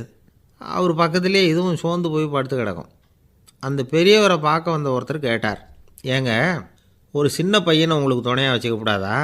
இந்த நாயை உங்களுக்கு பாதுகாப்பாக வச்சுருக்கிறீங்களே, உங்களுக்கு ஒரு ஆபத்துன்னா இது எப்படி உங்களுக்கு உதவ முடியும் அப்படின்னார். அப்போ அவர் சொன்னாராம், எனக்கு ஒரு ஆபத்துன்னா அந்த சமயத்தில் இந்த நாய் என்னை தனியாக விட்டுட்டு ஓடி போயிடாமல் இருக்கணும்ல, அதுக்காக தான் இதை நான் வச்சுருக்கிறேன் அப்படின்னாராம். ஒரு ஆள் அசையாமல் கிடக்கிறார். அவர் இருக்காரா போயிட்டாராங்கிறத எப்படி முடிவு பண்ணுறோம்? அவர் மூக்குக்கு முன்னாடி புறங்கையை வச்சு பார்க்குறோம், மூச்சு வருதா இல்லையா அப்படிங்கிறத கண்டுபிடிக்கிறதுக்காக. மூச்சுங்கிறது அவ்வளவு முக்கியமான ஒரு விஷயம். சுவாசம் இல்லைன்னா எதுவுமே இல்லை. நம்ம பூமி இருக்க அது கூட சுவாசிக்குதுங்கிறத சோவியத் விஞ்ஞானிகள் கண்டுபிடிச்சிருக்கிறாங்க. பூமிக்கு மேலே இருக்கிற மண் அடுக்கில் காற்றில் உள்ள ஆக்சிஜன் ஆக்சிகரணம் அடையுது அப்படின்னு தான் இதுவரைக்கும் எல்லோரும் நம்பிக்கிட்டு இருந்தாங்க. ஆனால் இப்போ என்ன கண்டுபிடிச்சிருக்கிறாங்கன்னா, அந்த ஆக்சிஜன் பூமிக்குள்ளே 1 கிலோமீட்டர் ஆழம் வரைக்கும் ஊடுருவி போகுதான். பூமிக்குள்ளே 2 பக்கமும் பல கிலோமீட்டர் வரைக்கும் பரவுதான். பூமிக்குள்ளே இருக்கிற நீர்நிலை அடுக்குகள் தான் நுரையீரல் செய்கிற வேலையை செய்யுதான். நம்ம உடம்புல நுரையீரல் இல்லைன்னா ஒன்றும் நடக்காது. ஒரு மரத்தை தலைகீழாக தொங்க போட்டால் எப்படி இருக்கும்? அப்படி யோசிச்சு பாருங்கள். அப்படி தான் இதுவும், நுரையீரலும் அப்படி தான் இருக்கும். வலது பக்கம் ஒன்று, இடது பக்கம் ஒன்று. வலது பக்கம் நுரையீரல் கொஞ்சம் பெருசாக இருக்கும், நுட்பமான நரம்பு குழாய்கள் அதில் இருக்கும். கோடிக்கணக்கான நுண்ணிய குழாய்களை வச்சுக்கிட்டு தான் அது வேலை செய்யுது. 25 கோடி குழாய்கள் இருக்கும். அதை அப்படியே முழுசாக பிரித்து பரப்புனா ஒரு டென்னிஸ் கோர்ட்டில் பாதி பரப்பளவு இருக்குமா. நுரையீரல் நிறம் கருஞ்சிவப்பு தான். புகை அதிகமாக உள்ளே போச்சுன்னா அது கருப்பாயிடுது. காற்றுல உள்ள பிராணவாயுவை இது இழுத்து எடுத்துக்கிட்டு ரத்தத்தை சுத்தப்படுத்துகிற முக்கியமான வேலையை இது செய்யுது. அசுத்த காற்றை வெளியில் அனுப்பி வச்சுருது. ஒருத்தர் வேகமாக ஓடி வரார், அவருக்கு மூச்சு இறைக்கும். பயங்கரமாக எதையாவது பார்த்து விடுறார், உடனே மூர்ச்சி ஆகிடுவார். இது மாதிரி சமயங்களில் வேறு எந்த தூண்டுதலும் இல்லாமல் நுரையீரல் தானாகவே இயங்கும். இப்படி ஒரு அவசியம் ஏற்படுறப்போ இயக்கத்தை தூண்டி விடுற முக்கியமான இணைப்பு மூளைக்கு கீழே முதுகு எலும்புக்கு மேற்பகுதியில் இருக்குது. அது உடனே சுவாசத்துக்கு அவசர உதவியை கொடுக்குது. இப்போ ஒருத்தர் பேசாமல் உட்காந்துருக்கார். இந்த சமயத்தில் அவருக்கு 1 பங்கு காற்று தேவைப்படுதுன்னு வச்சுக்கோங்க. அவர் எழுந்திரிச்சு நடக்கும் பொழுது 1.5 மடங்கு தேவைப்படும். ஓடினார்னா 3 மடங்கு தேவைப்படும். படுத்துருக்கிறப்ப 1/2 மடங்கு தான் தேவைப்படும். இதுக்கு நிமிஷத்துக்கு 16 தடவை மூச்சு விட்டாகணும். இப்படி சாதாரணமாக உள்ளே இழுக்கிற காற்று கொஞ்சம்தான் இருந்தாலும் இது மாதிரி 8 மடங்கு காற்றை உள்ளே இழுத்து வச்சுக்கிற சாமர்த்தியம் நுரையீரலுக்கு இருக்குதான். தண்ணி, நுண்கிருமிகள், ரசாயன பொருள் இப்படி எது உள்ளே போனாலும் நுரையீரல் சமாளிச்சுக்கும். 30 வருஷமாக விடாத புகை பிடிக்கிறவர் தொடர்ந்து உள்ளே அனுப்பி வைக்கிற புகையை கூட சமாளிக்குதுன்னா பார்த்துங்களேன். உள்ளே போகிற புகை நுட்பமான சுவாச முடிச்சுகளை அழிச்சு விடுது. கறி புகை அது மேலே படிஞ்சு உபயோகம் இல்லாமல் பண்ணிவிடுது. ஆனாலும் தேவைக்கு அதிகமாக 8 மடங்கு கூடுதலாக சுவாச முடிச்சுகள் நம்ம உடம்புக்குள்ளே இருக்கிறதுனால சமாளிக்க முடியுது. சமாளிக்க முடியலன்னா சில சமயம் மூச்சு திணறும். அதை ஒரு எச்சரிக்கையாக எடுத்துக்கிட்டு புகை பிடிக்கிற பழக்கத்தை விட்டுடணும். அதுதான் நல்லது. ஆனால் அப்படி யார் விடுறது? இணை பிரியாத 2 நண்பர்கள் இருந்தாங்களாம். 2 பேரும் விடாமல் சிகரெட்டு குடிக்கிறவங்க. அதில் ஒருத்தன் செத்து போட்டான். இன்னொருத்தன் அதுக்கப்புறம் 2 சிகரெட்டாக குடிக்க ஆரம்பித்தானா. ஏன் இப்படி பண்ணுறேன்னு கேட்டிருக்காங்க. நான் 1 சிகரெட்டு தான் குடிக்கிறேன், செத்து போன என்னுடைய ஃப்ரெண்டு இருக்கானே செத்து போனவன், அவனுக்காக இன்னொரு சிகரெட்டு குடிக்கிறேன் அப்படின்னு நானா. இது ரொம்ப ஆபத்து, விட்டுடு அப்படின்னு சொல்லியிருக்காங்க. சரின்னு ஒத்துக்கிட்டான். ஆனால் அதுக்கப்புறமும் 1 சிகரெட் வீதமாக குடிச்சிக்கிட்டே இருந்தான். சிகரெட்டு பழக்கத்தை நீ இன்னும் விடலையான்னு கேட்டாங்களாம். அந்த பழக்கத்தை நான் எப்போவோ விட்டுட்டேன், இப்போ நான் குடிக்கிறது என் ஃப்ரெண்டுக்காக அப்படின்னு நானா. இவங்கெல்லாம் எப்படி திருந்துறது? ஒரு ஊரில் ஒரு ராஜா இருந்தார். அவர் அடிக்கடி காட்டுக்கு வேட்டையாட போவார். சில நண்பர்களையும் கூட அழைச்சிக்கிட்டு போவார். காட்டுக்கு போனதும் ஆளுக்கு ஒரு பக்கமாக போய் வேட்டையாடுவாங்க. சாயந்தரமாக திரும்பி வருவாங்க. மறுநாள் அரண்மனையில் உட்காந்து ஒவ்வொருத்தரும் அவங்க அனுபவங்களையெல்லாம் சொல்லிக்குவாங்க. அவங்கவுங்க வீரத்துக்கு தகுந்த மாதிரி பரிசை அந்த ராஜா கொடுப்பார். இது மாதிரி ஒரு தடவை எல்லோரும் வேட்டைக்கு போயிட்டு திரும்பி வந்ததும் உட்காந்து பேச ஆரம்பிச்சிருக்கிறாங்க. ஒருத்தன் சொன்னான், தன்னுடைய வீர தீர செயலை பற்றி அளக்க ஆரம்பிச்சிட்டான். ஏன்னா அது அதுக்கு பரிசு கிடைக்க போகுதில்ல, அதனால். அவன் என்ன சொன்னான் தெரியுமா? அரசே, நேற்றுக்கு காட்டில் என்னாச்சு தெரியுமா? எனக்கு நேராக ஒரு சிங்கம் வாயை திறந்துக்கிட்டு வந்துட்டுது. நான் பயப்படவே இல்லை. உடனே ஒரு கல்லை எடுத்து குறி பார்த்து வீசினேன். சிங்கத்து வாய்க்குள்ளே போய் அந்த கல் மாட்டிக்கிட்டுது. அவ்வளவுதான். அந்த சிங்கம் என்னை பார்த்துட்டு பயந்துட்டு ஒரே ஓட்டமாக திரும்பி ஓடி போயிட்டுது அப்படின்னா. ஆஹா பலே அப்படின்னு எல்லாரும் கை தட்டினாங்க. 2வது ஆள் ஒருத்தன் எழுந்திரிச்சான். அவன் சொல்ல ஆரம்பித்தான், அரசே, நான் போன வழியில் 2 பெரிய மலைப்பாம்பு கிடந்தது. என்னை முழுங்கிறதுக்கு வந்தது. நான் என்ன பண்ணேன் தெரியுமா? அந்த 2 பாம்போட வாலையும் ஒன்றா சேர்த்து முடிச்சு போட்டுட்டேன். அவ்வளவுதான். அது அங்கே இழுக்க இது இங்கே இழுக்க முடிச்சு நல்லா இறுகி போட்டுது அப்படின்றான். ஆஹா அற்புதம்னு சொல்லி எல்லாரும் கை தட்டினாங்களாம். அடுத்தபடியாக 3வது ஆள் ஒருத்தன் வந்தான். அவன் சொல்ல ஆரம்பித்தான், மன்னா, நான் போன பாதையில் குறுக்க ஒரு ஆறு, அதில் இறங்கி குளித்தேன். யாரோ காலை பிடிச்சி இழுக்கிறது மாதிரி இருந்தது. திரும்பி பார்த்தா ஒரு பெரிய முதலை. நான் உடனே அப்படியே ஒரு துள்ளல் துள்ளி அது முதுகில் போய் உக்காந்துக்கிட்டேன். அதை அப்படியே கரைக்கு நீந்த வச்சேன். கரைக்கு வந்து சேர்ந்ததும் அப்படியே ஒரே துள்ளி குதித்து கரைக்கு வந்துட்டேன் அப்படின்றான். அவன் தன்னுடைய வீரத்தை அப்படி சொல்லியிருக்கான். அடடா எப்பேற்பட்ட வீரம் அப்படின்னு எல்லாரும் கை தட்டினாங்களாம். 4வது ஆள் எழுந்திரிச்சான். மன்னா, நான் போன இடத்துல ஒரு கரடி என்னை துரத்த ஆரம்பிச்சுட்டுது. நான் ஒரு மலை உச்சிக்கு வந்துட்டேன். அதுக்கப்புறம் ஒரு அடி எடுத்து வச்சாலும் அதில் பாதாளத்தில் விழ வேண்டியது தான். அந்த நேரம் பார்த்து ஒரு பெரிய ராட்சச கழுகு அந்த பக்கமாக பறந்து வந்தது. நான் உடனே அப்படியே உயர எழும்பி அந்த கழுகோட காலை பிடிச்சிக்கிட்டேன். அப்படியே தொங்கிக்கிட்டே வந்தேன். ஒரு நல்ல இடம் வந்ததும் தொப்புன்னு கீழே குதித்து நடந்து வந்துட்டேன்னா. இதுக்கும் எல்லோரும் கை தட்டுறாங்க. கடைசியாக ஒரு ஆள் எழுந்திரிச்சான். அரசே, நான் போன வழியில் ஒரு பெரிய யானை குறுக்க வந்தது. பயங்கரமாக சத்தம் போட்டுக்கிட்டே வந்தது. நான் பயந்து ஓடலை. உடனே என்ன பண்ணேன் தெரியுமா? அந்த யானையோட வாலை பிடிச்சி தூக்கினேன். தலைக்கு மேலே தூக்கி கரன்னு சுற்றினேன். வேகமாக சுற்றி வீசி எறிஞ்சேன். அவ்வளவுதான். அதே ஸ்பீடில் அந்த யானை மேலே போக ஆரம்பிச்சுட்டுது. இன்னும் கூட அது போய்கிட்டே தான் இருக்குது, கீழே விழவே இல்லைன்னா. இதை கேட்டதும் ராஜாவுக்கு கோபம் வந்துட்டுது. என்ன முட்டாள்னு நினச்சிக்கிட்டு பேசுகிறியா? யானையை நீ வாழை பிடிச்சி தூக்குன, அதை நான் நம்பணுமா அப்படின்னார். உடனே இவன் பணிவாக பதில் சொன்னான். அரசே, ஒரு சிங்கத்து வாயில் கல் மாட்டிக்கிட்டதை நம்புறீங்க, மலைப்பாம்பு வாழை பிடிச்சி முடிச்சு போட்டதை நம்புறீங்க, முதல்ல முதுகில் சவாரி பண்ணதையும் நம்புறீங்க, கழுகு காலை பிடிச்சிக்கிட்டு பறக்கிறதையும் நம்புறீங்க. அப்படி நம்புறப்போ நான் சொன்னதை மட்டும் நம்பக்கூடாதா அப்படின்னு கேட்டானான். பொய் சொன்னவங்கெல்லாம் தலையை தொங்க போட்டுக்கிட்டாங்களாம். ராஜா அவங்கள பார்த்து சொன்னாராம், நீங்கள் எல்லாரும் என்னை முட்டாளாக்கியிருக்கிறீங்க. கடைசியாக பேசின இவன் தான் எனக்கு உண்மை எது பொய் எதுங்கிறத புரிய வச்சிருக்கிறான். இவன் தான் உண்மையான தைரியசாலி அப்படின்னு சொல்லி அவனுக்கே பரிசையெல்லாம் கொடுத்து பாராட்டினாராம். இப்படி ஒரு கதை. உண்மையை நிலைநாட்டுகிறவன் தான் உண்மையான வீரன் அப்படிங்கிறத இதிலிருந்து நாம் புரிஞ்சுக்கணும். இந்த காலத்துல எல்லாம் பொய் சொன்னால் தான் பழைக்க முடியுங்கிறது ஒரு சில பேரோட நம்பிக்கை. ஒரு அப்பாவுக்கு தன் மகனுக்கு பொய் சொல்ல தெரியலையேங்கிற கவலை.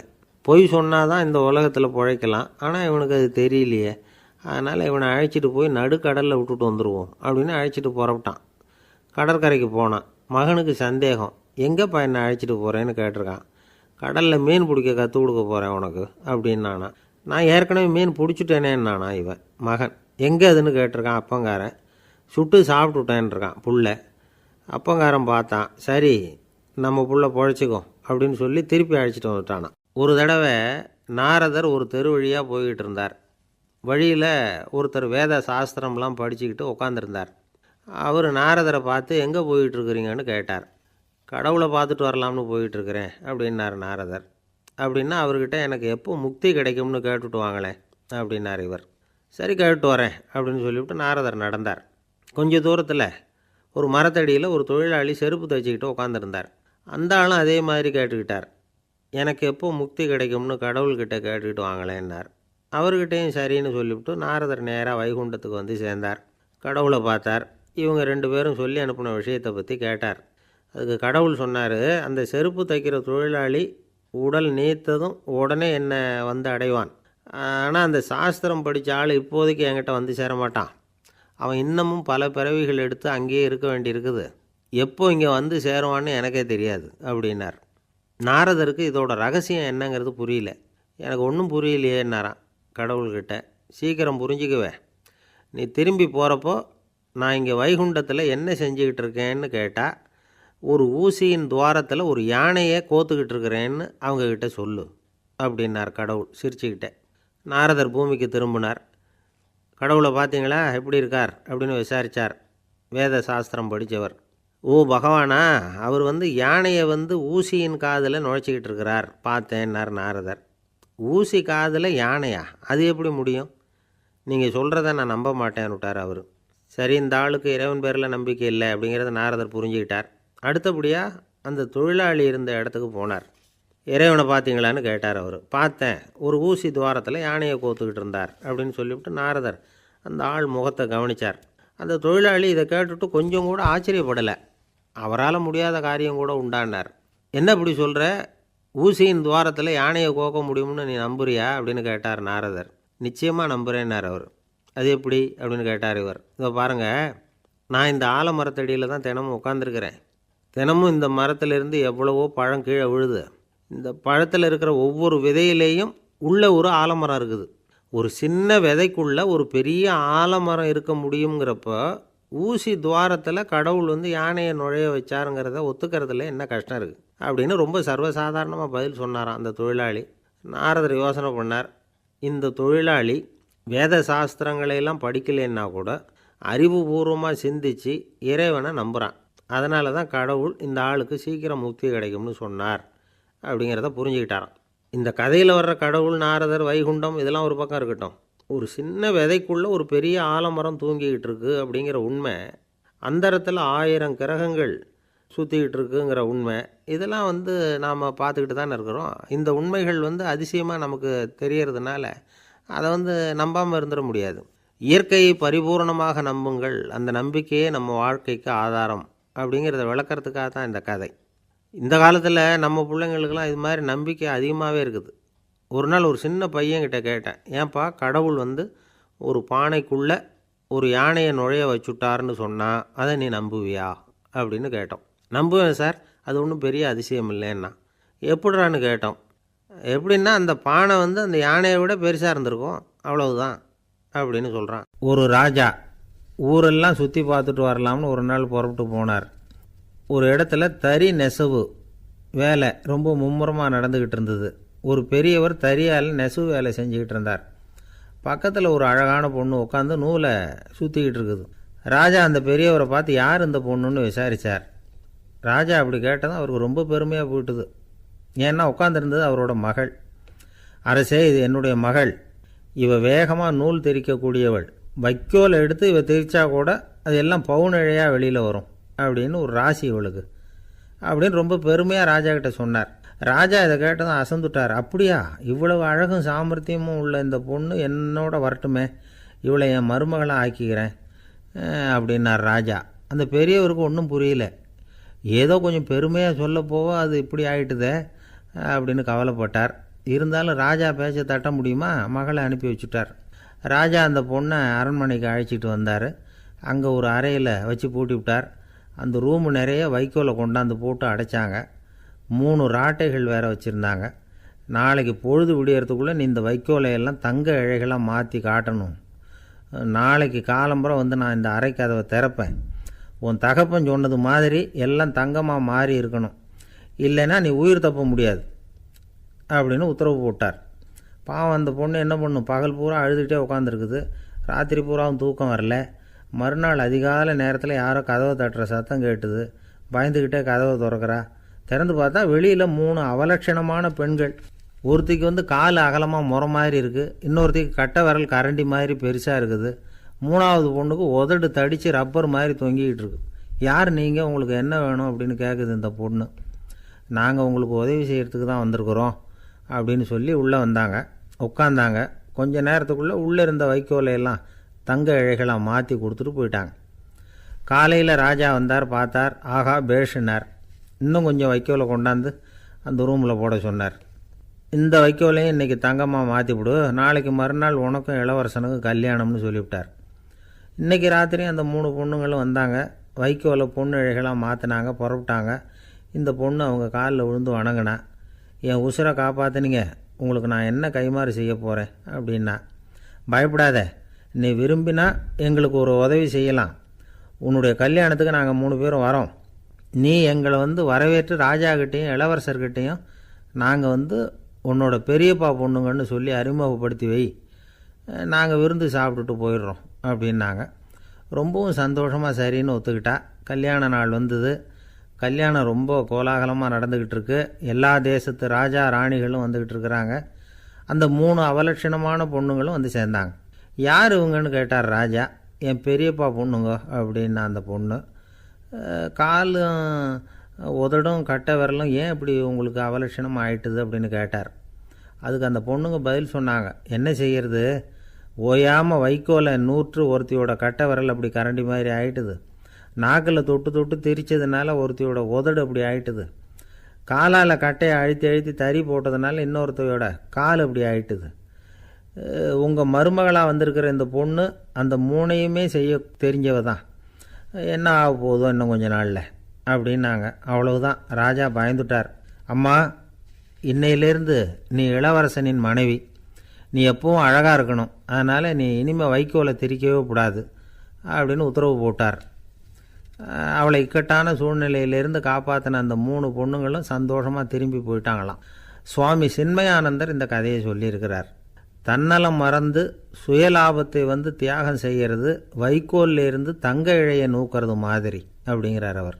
அது இருக்கட்டும், இப்போ நம்ம கதைக்கு வருவோம். ஒரு ராஜா தன்னோட மகனுக்கு சுயவரம் நடத்தினார். எல்லா தேசத்திலிருந்தும் ராஜகுமாரர்கள் வந்திருந்தாங்க. ராஜகுமாரியை கல்யாணம் பண்ணிக்கலாம்ங்கிற ஆசையில் சுயம்பர மண்டபத்திலேருந்து எல்லா ராஜகுமாரர்களும் அலறி அடிச்சுக்கிட்டு வெளியில் ஓடி வந்துக்கிட்டு இருக்கிறாங்களாம். ஏன் இப்படி எல்லாரும் மிரண்டு போய் ஓடி வர்றாங்கன்னு கேட்டார் ஒருத்தர். அதுக்கு இன்னொருத்தர் விவரம் சொன்னார். ராஜகுமாரியை இன்றைக்கி தான் அவங்க நேரில் பார்த்தாங்களாம், அதுதான் இப்படி ஓடி வந்துக்கிட்டு இருக்கிறாங்க அப்படின்னார். ஒரு பெரியவர் உட்கார்ந்துருக்கிறார். அவரை சுற்றி அவருடைய தோழர்கள் உட்காந்துருக்கிறாங்க. ஏதோ ஒரு முக்கியமான செய்தியை அவர் அவங்களுக்கு சொல்லிகிட்டு இருக்கிறார். அவங்களும் ஆர்வமாக கேட்டுக்கிட்டு இருக்கிறாங்க. இந்த சமயத்தில் யாரோ ஒரு ஆள் வேகமாக அங்கே வர்றார். வர்ற வேகத்திலேயே எனக்கு ஏதாவது உதவி செய்யுங்க அப்படின்னு கேட்டுக்கிட்டே வர்றார். கேட்குறது உதவி, ஆனால் குரல் மிரட்டுறது மாதிரி இருக்குது, அதட்டி கேட்குறது மாதிரி இருக்குது. இதை கேட்டதும் அந்த பெரியவர் ஆத்திரப்படலை, ஆனால் அவரை சுற்றி இருந்தவங்க ஆத்திரப்பட்டாங்க. இதை பெரியவர் கவனித்தார். கொஞ்சம் அமைதியாக இருங்கன்னார். வந்தவரை கூப்பிட்டார். அவருக்கு சில பொருள்களை கொடுத்தார். என்னங்க இப்போ உங்களுக்கு மகிழ்ச்சி தானே அப்படின்னார். ஆ அப்படின்னு அலட்சியமாக அவர் சொல்கிறார். நான் உங்களை நல்ல முறையில் நடத்தினேன்னா அப்படின்னு கேட்குறாரு அவர் மறுபடியும். அதெல்லாம் ஒன்றும் இல்லை அப்படின்னு சொல்லி அவர் சொல்லிகிட்டு இருக்கிறாரு. குரலில் கடுமை குறையில. சுற்றி இருந்தவங்களால் இதை பொறுத்துக்க முடியல. கோபத்தோடு அவரை நோக்கி நெருங்க ஆரம்பித்தாங்க. பெரியவர் அவங்களையெல்லாம் தடுத்து நிறுத்தினார். வந்தவரை வாங்க என்னோட அப்படின்னு சொல்லி அழைச்சிட்டு போனார். வீட்டுக்கு போனார். அங்கே போனதும் இன்னும் சில பொருள்களை எடுத்து அவர்கிட்ட கொடுத்தார். இப்போ திருப்தி தானே, நான் உங்ககிட்ட நல்ல முறையில் நடந்துக்கிட்டேனா அப்படின்னார். அவர் முகம் இப்போ தான் கொஞ்சம் மலர்ந்தது. ரொம்ப நன்றி, இறைவன் உங்கள் குடும்பத்துக்கு எல்லா நன்மைகளையும் செய்வான் அப்படின்னு சொன்னார். இதே வார்த்தைகளை என்னுடைய தோழர்கள்கிட்டே சொல்லிட்டீங்கன்னா அவங்க கோபம் தணிஞ்சிரும், வர முடியுமான்னார். கண்டிப்பாக வர்றேன் அப்படின்னாரு. மறுநாள் காலையில் அந்த இடத்துக்கு வந்தார். அதே மாதிரி சொல்லிவிட்டு அவர் போயிட்டார். தோழர்கள்லாம் ரொம்ப வியப்போடு பெரியவரை பார்த்தாங்க. அந்த பெரியவர் தான் நபிகள் நாயகம். அவர் சொன்னார், ஒருத்தன் ரொம்ப ஆசையாக ஒரு ஒட்டகத்தை வளர்த்துக்கிட்டு வந்தான். ஒரு நாள் அந்த ஒட்டகம் கயத்தை அறுத்துக்கிட்டு ஓடி போயிட்டுது. அக்கம் பக்கத்தில் இருக்கிறவங்கெல்லாம் அந்த ஒட்டகத்தை பிடிக்கிறதுக்கு முயற்சி பண்ணாங்க. அதை துரத்திக்கிட்டு ஓடினாங்க. ஒட்டகம் தாறுமாறாக ஓட ஆரம்பிச்சிது. இந்த சமயத்தில் ஒட்டகத்தை வளர்த்தவன் அங்கே ஓடி வந்தான். நீங்கள் அதை ஒன்றும் செய்ய வேணாம், விட்டுருங்க, அதோட சுபாவம் எனக்கு நல்லா தெரியும், அதை சுலபமாக என்னோடய வழிக்கு கொண்டுகிட்டு வந்துட முடியும், நான் பார்த்துக்கிறேன், விட்டுருங்கோ அப்படின்னா. எல்லாரும் விலகி போயிட்டாங்க. இவன் என்ன செஞ்சான் தெரியுமா? கொஞ்சம் புல்லை கையில் எடுத்துக்கிட்டு அந்த ஒட்டகத்தை நெருங்கினான். அவ்வளவுதான். அது ஓடி இவன் காலடியில் உட்காந்துக்கிட்டது. செல்லமாக அதை அப்படியே தடவி கொடுத்தான். முதுகில் ஏறி உட்காந்துக்கிட்டான். அது பாட்டுக்கு சாதுவாக நடந்து போகுது. இந்த கதையை நபிகள் நாயகம் தம்முடைய தோழர்களுக்கு சொல்கிறார். ஒட்டகத்தை மட்டும் இல்லை, சில மனிதர்களையும் கூட சில விதத்தில் அணுகி தான் அவர்களை சீர்திருத்த வேண்டியிருக்குது அப்படிங்கிறத அவங்களுக்கு உணர்த்தினார். இது ஒரு அழகான உளவியல் அணுகுமுறை. சில குடும்ப தலைவர்கள் கூட இந்த ஒட்டகம் மாதிரி நடந்துக்கிறது உண்டு, அப்புறம் அடங்கி போகிறதும் உண்டு. ஒரு குடும்ப தலைவர் காலையில் எழுந்திரிச்சதுலேருந்து சத்தம் போட்டு கத்திக்கிட்டு இருப்பார். பக்கத்தில் இருந்தவங்கெல்லாம் ஓடி போய் சமாதானம் பண்ணி பார்த்தாங்க. அவர் ஓயறது மாதிரி தெரியல. கடைசியில் அவர் மனைவி வந்தாங்க. நீங்கள் எல்லாம் விலகி போயிடுங்க, அவர் சுபாவம் எனக்கு தெரியும், நான் பார்த்துக்கிறேன் அப்படின்னாங்க. சரின்னு எல்லோரும் போயிட்டாங்க. சாயந்தரமாக பார்க்குறாங்க, அவர் சத்தம் இல்லாமல் ஒரு மூலையில் உட்காந்துருக்கிறார். ரொம்ப சாதுவா. ஆச்சரியமாக இருந்தது. என்னம்மா பண்ணீங்கன்னு கேட்டாங்க. அது ஒன்றும் இல்லைங்க, ஒரு வேளை சாப்பாட்டை நிறுத்தினேன், பட்னி போட்டேன், அவ்வளவுதான் அப்படின்னாங்க அந்த அம்மா. பொங்கல் திருநாள். பொங்கல் திருநாள்னால் இது ஏதோ அறுவடை திருநாள் அப்படின்னு சொல்லுவோம். அதாவது வருஷம் பூரா நாம் பாடுபட்டு அதனுடைய பலனை அனுபவிக்கிற நாள் அப்படிங்கிறது நாம் சொல்லிகிட்டு இருக்கிறது. இது முக்கியமாக இது ஒரு நன்றி அறிவிப்பு நாள் அப்படின்னு சொல்லுவாங்க. இன்றைக்கி நிறைய நன்றி அறிவிப்பு கூட்டம்லாம் நடந்துக்கிட்டு இருக்குல்ல, அது மாதிரி விவசாயிகள் நடத்துகிற ஒரு நன்றி அறிவிப்பு விழா இது. யாருக்கு நன்றி சொல்கிறாங்கன்னா ஆதவனுக்கு. அதாவது சூரியன் இல்லைன்னா விவசாயம் இல்லை. அதனால் ஆதவனுக்கு நன்றி செலுத்துகிற நாளாக இந்த பொங்கல் திருநாளை நாம் கொண்டாடுறோம். அதாவது இந்த பொங்கலில் விவசாயிகள்கிட்டேருந்து நிறைய பண்புகளை நாம் தெரிஞ்சுக்க வேண்டிய நாள் இது. விவசாயிகள் அவங்க விவசாயம் முன்னேறி இருக்கிற அளவுக்கு விவசாயிகளுடைய வாழ்க்கை தரம் முன்னேறலை. அந்த அளவுக்கு அவர்கள் நாட்டுக்காக உழைச்சிக்கிட்டு இருக்கிறாங்க. அந்த காலத்திலே அதை பற்றி ஒரு கதை சொல்கிறது உண்டு. ஒரு வயசான ஆள் நிலத்தில் ஏறு உழுதுகிட்டு இருந்தாராம். கிழிஞ்சு போன ஒரு சின்ன துண்டை தான் இடுப்பில் கட்டியிருந்தாராம். தலையில் ஒரு கந்தலை சுற்றி இருந்தார். உடம்பு பூரா சேரு, ரொம்ப ஏழை. ஏறு ஓட்டிகிட்டு இருக்கிறவர் வேறு எப்படி இருப்பார்? இருந்தாலும் அந்த ஆள் ரொம்ப ஜாலியாக பாட்டு பாடிக்கிட்டே ஏறு உழுதுகிட்டு இருந்தாராம். உடம்பில் தான் அவர் ஏழையை தவிர மனசில் ஒரு ஏழையாக தெரியல. அந்த சமயத்தில் அந்த நாட்டு ராஜா அந்த பக்கமாக குதிரை மேலே வந்தாராம். வேட்டைக்கு போயிட்டு பரிவாரங்களோடு திரும்பி வந்துக்கிட்டு இருக்கிறார். ரொம்ப செல்வ செழிப்பில் இருக்கிற ராஜா அவர் இந்த வயசான விவசாயியை பார்த்துருக்கார். இந்த ஆள் ரொம்பவும் ஏழைங்கிறது அவர் பார்த்தாவே பளிச்சுன்னு தெரியுது. கட்டிக்கிறதுக்கு நல்ல துணி இல்லை, உடம்போ இழைச்சி போயிருக்குது, வயிறு முதுகில் போய் ஒட்டிகிட்டு இருக்கு, கண்ணு குழி விழுந்து போயிருக்குது, ஆனாலும் முகத்தை பார்த்தா சந்தோஷமாக இருக்கிற மாதிரி இருக்குது. இவ்வளோ உற்சாகமாக பாடிக்கிட்டு இருக்கிறாரே அப்படின்னு ஆச்சரியமாக நினச்சி பார்த்தார் அந்த ராஜா. சரி, அவர்கிட்ட கொஞ்சம் பேச்சு கொடுத்து பார்க்கலாம் அப்படின்னு முடிவு பண்ணார். ஐயா பெரியவரே, இப்படி கொஞ்சம் வர முடியுமான்னாராம். பொழுது போகிறதுக்குள்ளே நான் இந்த வயல் பூரா உழவு ஓட்டி ஆகணும், அதனால் பேசுகிறதுக்கு நேரம் இல்லை அப்படின்னாராம் அந்த பெரியவர். என்ன அவ்வளவு அவசரமாக? மீதி இருந்தால் நாளைக்கு உழுதக்கூடாதா? அது சரி, உனக்கு எத்தனை ஏக்கர் நிலம் இருக்குது அப்படின்னு விசாரிச்சிருக்கார் ராஜா. எனக்குன்னு சொந்தமாக உள்ளங்கை அளவு கூட நிலம் கிடையாது. இது எங்கள் முதலாளியோட நிலம். இதை பூராவும் உழுது முடித்தாதான் அவர் கூலி கொடுப்பார். நான் கூலிக்கு உழுதுகிட்டு இருக்கிறேன். உங்ககிட்ட பேசிக்கிட்டு இருந்தால் அவருக்கு துரோகம் பண்ணது மாதிரி ஆகிடும் அப்படின்னாராம். ராஜா குதிரையை விட்டு கீழே இறங்கினார். வரப்பில் நடந்து அந்த பெரியவர்கிட்டே போனாராம். சரி, ஒரு நாள் பூரா உழுதா உனக்கு எவ்வளவு கூலின்னு கேட்டிருக்கார்.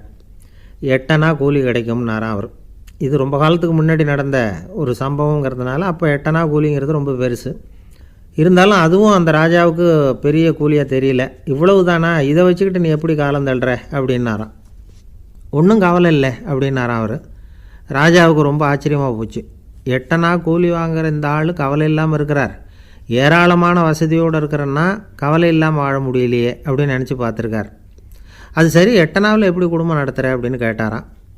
எனக்கு கிடைக்கிற 8 அணாவில் 2 அணா குடும்பத்துக்கு செலவழிக்கிறேன், 2 அணா பழைய கடனுக்கு கொடுக்குறேன், 2 அணா தர்மம் செய்கிறேன், 2 அணா வட்டிக்கு கொடுக்குறேன், ஒரு குறையும் இல்லைன்னாராம். ராஜாவுக்கு ஒன்றும் புரியல. எனக்கு ஒன்றும் புரியலேன்னு இருக்கார். ஐயா, எனக்கும் என் மனைவிக்கும் 2 அணா செலவாகுது. வயசான அம்மா அப்பா இருக்கிறாங்க, சின்ன வயசில் என்னை காப்பாற்றினவங்க அவங்க. அந்த கடனுக்கு 2 அணா செலவாகுது, அது பழைய கடன். என் தங்கச்சி ஒருத்தி ஆதரவு இல்லாத நிலைமையில் தன்னுடைய மகனோட என் வீட்டில் இருக்கிறா. அவளுக்கும் அவள் மகனுக்கும் 2 அணா செலவு பண்ணுறேன், அது தர்மம். எனக்கு 2 பிள்ளைங்க இருக்கிறாங்க, அவங்களுக்கு 2 அணா செலவு பண்ணுறேன், அது வட்டிக்கு கொடுக்கறது மாதிரி. பிற்காலத்தில் அவங்க எங்களை காப்பாற்றுவாங்க. அந்த வகையில் நான் திருப்தியோடு வாழ்ந்துக்கிட்டு இருக்கிறேன் அப்படின்னாராம். ராஜாவுக்கு அர்த்தம் புரிய ஆரம்பிச்சுதான். அந்த பெரிய நிலத்தை விலை கொடுத்து வாங்கி அந்த பெரியவருக்கே தானமாக கொடுத்துட்டாராம். இப்போ உழுதவருக்கே நிலம் சொந்தமாயிட்டுது. அன்னையிலேருந்து அரசனுக்கும் ஆறுதல் கிடைச்சிதான். இப்படி ஒரு கதை சொல்லுவாங்க. 8 அணா வருமானத்தை வச்சுக்கிட்டு எப்படி காலத்தை தள்ளுறதுன்னு சொல்கிறதுக்காக இந்த கதையை சொல்கிறதாக யாரும் தப்பாக நினச்சிக்கக்கூடாது.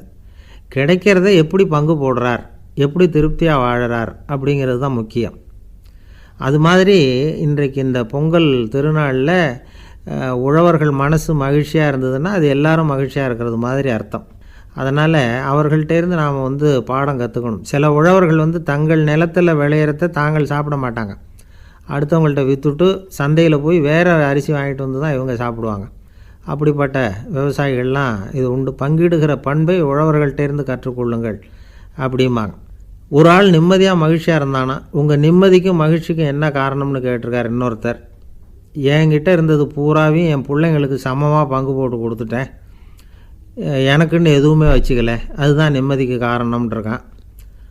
உங்ககிட்ட இருந்தது எவ்வளவு இருந்தது அப்படின்னு கேட்டிருக்காரு அவர். மொத்தமாக ஒரு 50,000 ரூபா இருக்கும் அப்படின்னு இருக்கான். அவ்வளவும் பணமாகவே இருந்ததா அப்படின்னு கேட்டிருக்காங்க இவங்க. இல்லைங்க, அவ்வளவும் கடன், அதை தான் பிரித்து கொடுத்துருக்கேன் பிள்ளைங்கக்கிட்ட அப்படின்னு நானும். அவன் ஒரு குரு, இளம் சீடர்கள் எதிரில் உட்காந்துருக்கிறாங்க. குரு பாடம் நடத்திக்கிட்டு இருக்கிறார். சீடர்களுக்கு ஒரு ஆசை, அதாவது ஒரு முக்கியமான மந்திரத்தை நம்ம குருநாதர்கிட்ட இருந்து கற்றுக்கணும் அப்படிங்கிறது அவங்க ஆசை. அது என்ன மந்திரம்னா, இறந்தவரை உயிர்ப்பிக்கக்கூடிய புனித மந்திரம், அதாவது செத்தவங்களுக்கு மீண்டும் உயிர் உண்டாக்குகிற மந்திரம். குருவே, தயவு பண்ணி அந்த மந்திரத்தை எங்களுக்கு உபதேசிக்கணும் அப்படின்னு கேட்டாங்க. அது ரொம்ப ஆபத்தானது, அது என்னத்துக்கு உங்களுக்கு வேண்டாமேன்னாராம் குரு. எங்களுடைய நம்பிக்கை உறுதிப்படுறதுக்காகத்தான் கேட்குறோம், வேற ஒன்றும் இல்லை அப்படின்னு நாங்களாம் சீடர்கள். பக்குவப்படாத அறிவுங்கிறது ரொம்ப ஆபத்தானது அப்படின்னாராம் குரு. இது சீடர்களுக்கு புரியல. அது எப்படிங்க பக்குவப்படாத அறிவு ஆபத்தானதுன்னு சொல்கிறீங்க, அப்படின்னா என்ன அப்படின்னு கேட்டிருக்காங்க சீடர்கள். குரு அதுக்கு விளக்கம் கொடுத்தாராம். அந்த மந்திரத்தை எப்போ பயன்படுத்தணுங்கிறது முக்கியம். அதை அறியக்கூடிய ஞானம் ஏற்படுகிற வரைக்கும் அதை தெரிஞ்சுக்காமல் இருக்கிறது தான் நல்லது, இல்லைன்னா ஆபத்துன்னாராம். ஆனால் அந்த சீடர்கள் அதை கேட்குற மாதிரி இல்லை, ரொம்ப பிடிவாதம் பண்ண ஆரம்பிச்சுட்டாங்க. சரி வாங்க சொல்கிறேன்னார் குரு. எல்லோரும் வந்தாங்க. அந்த புனித மந்திரத்தை அவங்களுக்கு ரகசியமாக உபதேசம் பண்ணார். உபதேசம் பண்ணிவிட்டு அவங்களுக்கு எச்சரிக்கையும் கொடுத்தார். இந்த மந்திரத்தை நல்லா ஆராய்ஞ்சு பார்த்ததுக்கு அப்புறம்தான் உச்சரிக்கணும். அவசரப்பட்டு எதுவும் செஞ்சிடக்கூடாது அப்படின்னு ஒரு தடவைக்கு பல தடவை எச்சரிக்கை கொடுத்தார். சரின்னு சொல்லிவிட்டு அவங்கெல்லாம் மந்திரத்தை கற்றுக்கிட்டு எழுந்திரிச்சு போயிட்டாங்க. ஒரு நாள் அந்த சீடர்கள் எல்லாம் மணற்பாங்கான இடத்துல அப்படியே நடந்து போயிட்டுருக்கிறாங்க. ஒரு பாலைவன பகுதி மாதிரி ஒரு இடம். அங்கே ஒரு இடத்துல எலும்புகள் குவியலாக கிடந்தது. உடனே இந்த சீடர்கள் முன்ன பின்ன யோசிக்காமல், தியானமும் பண்ணாமல், அந்த மந்திரத்தோட பயனை சோதித்து பார்க்கணும் அப்படின்னு நினச்சிக்கிட்டு அந்த மந்திரத்தை உச்சரிக்க ஆரம்பிச்சிட்டாங்க. அவ்வளோதான். உடனே என்னாச்சு தெரியுமா? அந்த எலும்புகள் எல்லாம் ஓநாய்களாக மாறி அவங்கள துரத்த ஆரம்பிச்சுட்டுது. சீடர்கள் எல்லாம் தலைதெறிக்க ஓட ஆரம்பிச்சிட்டாங்க. ஓநாய்களும் விடலை, அவங்கள துரத்தி பிடிச்சி கடித்து கொதற ஆரம்பிச்சுட்டுது. அப்போ தான் அந்த சீடர்களுக்கு குரு சொன்ன அறிவுரையோட அர்த்தம் புரிஞ்சுது. பக்குவப்படாத அறிவு ஆபத்தானது அப்படிங்கிறது. அதனால் இதிலேருந்து நாம் தெரிஞ்சுக்க வேண்டியது என்னென்னா, நாம் நம்ம அறிவை வளர்த்துக்கிட்டால் மட்டும் போதாது, அந்த அறிவை எப்போ எப்படி பயன்படுத்தணும் அப்படிங்கிற பக்குவமும் நமக்கு வரணும். அப்போ தான் வாழ்க்கை நல்லபடியாக அமையும். இல்லைன்னா இடைஞ்சல் தான். இந்த காலத்தில் சில சின்ன பிள்ளைங்களுக்கே அறிவு ரொம்ப பக்குவப்பட்டிருக்குங்கிறத உணர முடியுது. ஒரு சின்ன பையன் பள்ளிக்கூடத்தில் மார்க் லிஸ்ட் கொடுத்தாங்க, வாங்கிக்கிட்டு அவசரமாக வீட்டுக்கு ஓடினான். எதிரில் வந்த ஒருத்தர் கேட்டார், என்ன அவசரம், ஏன் இப்படி வேகமாக ஓடுறேன்னார். எங்கள் அம்மா கிட்ட அடி வாங்கணும், அதுக்காக தான் ஓடுறேன்னா. அடி வாங்கிறதுக்காக இவ்வளவு அவசரம்னார் அவர். அப்படி இல்லைங்க,